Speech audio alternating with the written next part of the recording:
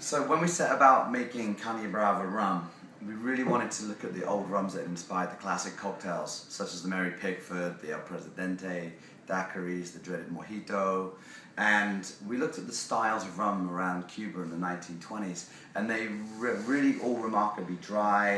It was that Carta Blanca style, so we really wanted to play in that arena. We went to several distilleries until one day we were introduced to this guy called Don Pancho.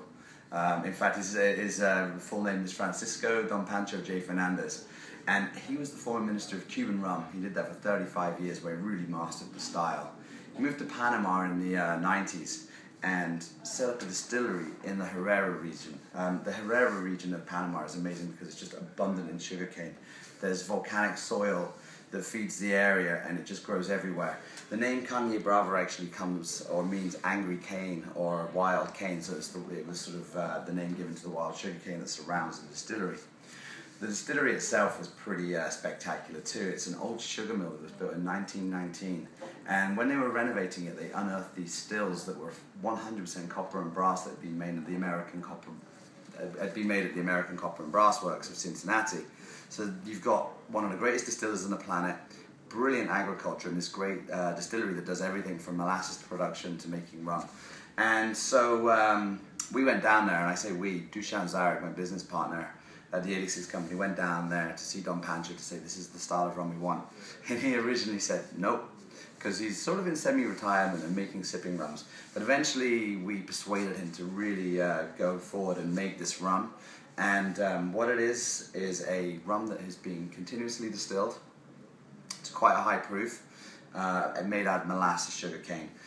Once it's taken out of the stills, we reduce the proof to about 75% ABV, and it goes into new American oak casks, uncharred for about 18 to 24 months. It gets removed from those casks and put into used American whiskey barrels, and it gets aged for a further 12 to 18 months. And this is to give complexities to what the final product will be.